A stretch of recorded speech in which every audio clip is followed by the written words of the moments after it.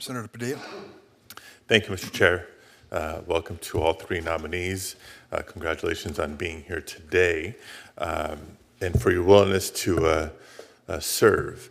My first question is a question I ask to every nominee that comes before this committee for the federal bench, and that's a two-part question. Number one, do you agree with the following? I believe one of our country's greatest strengths is our diversity. Not just ethnic, racial diversity, but the diversity of our economy, the diversity of cultures, the diversity of life experiences and professional experiences that I believe our federal judiciary should represent. Hasn't always. Working with President Biden, this committee, we have considered and confirmed a historically diverse group of federal judges at all levels over the last 2+ years. Do you agree that diversity is good for the courtroom and for the judicial system? And I'm not just talking about diversity on the bench, by the way. Here's the part B of the question. If you agree with that statement, I'd love to hear it. If you disagree, I'd love to hear why. But if you do agree, then what would you do to work towards more diverse staff in the courtroom, not just on the bench, particularly when it comes to law clerks?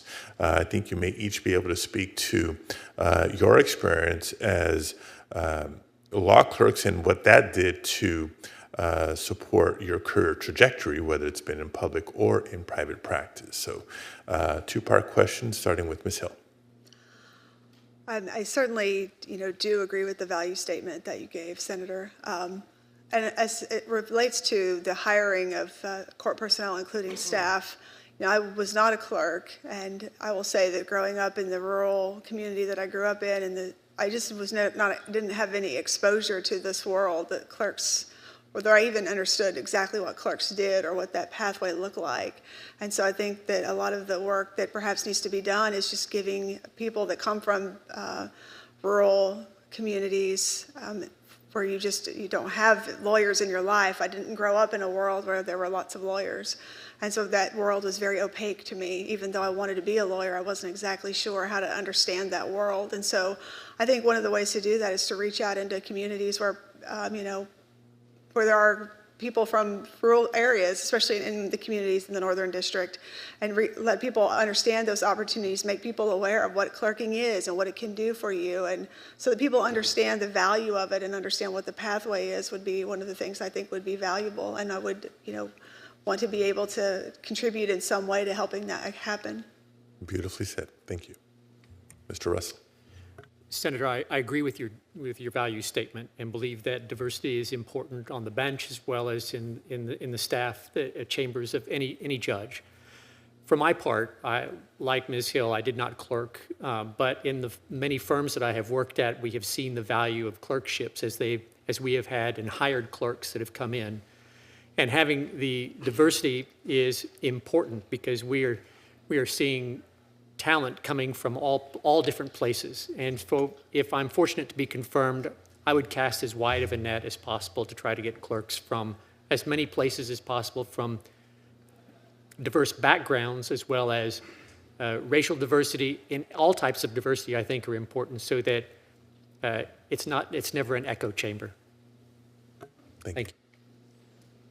Senator, in my 20 years as a judge, I have seen the value of diversity. Speaking from the bench, I think it's nice for the community to see that people who are aware of all walks of life that are represented are also on the bench. In the Superior Court that I was sitting at, there were only 5 trial court judges. Now with one district judge in my district, I am the only one representing, and I think it's something that is valuable for the perception of the community. In regards to hiring law clerks, for example, I do agree as well for diversity. I've hired from throughout the country. Unfortunately, we don't have a law school in my region, and so there aren't much in our district, but the ability to listen and hear different perspectives from, I have a law clerk from the East Coast and a law clerk from the West Coast, and having discussions about different issues or matters, it's really enlightening, and I think that's one reason why, as a judge, when we keep an open mind and then listen to the different perspectives, it would really enable us to make an informed decision. Thank you. Thank you. Mr. Chair, if I may, just one follow-up question for Ms. Hill. As Senator Langford and Senator Hirono noted, and we all recognize, if confirmed to be the first Native American woman to serve as a federal judge in Oklahoma, where I think the Native population represents more than 10% of the state population. Your resume is clearly impressive. You are clearly more than qualified for this role, but this is a milestone that many would consider long overdue. I know a thing or two about being the first, but I'd like to hear from you. What would it mean to you and the people of Oklahoma if you were to be confirmed to be the first Native American woman on the district court for Oklahoma? You know, Oklahoma is such an amazing place. It's my home state, and I can't say enough great things about it. One of the great things about it, though, is its Native population. It's just brings something to the state that makes it utterly unique, and it's very valuable. And I think that having such a large Native population in the state, you know, I think everybody will feel, I certainly feel like, you know, having a federal bench that reflects the community that serves it is a sign that your government is thriving, that the community is thriving, that things are working well. And so I think that from that point of view, it will be a good thing to see, and it's meaningful to me in that way. It's an opportunity to reflect the community that is served by the Northern District, and you know, it's a very humbling thought to be the first. Thank you very much. Thank you, Mr. Chair. Thank you, Senator. At this point, I'm going to adjourn the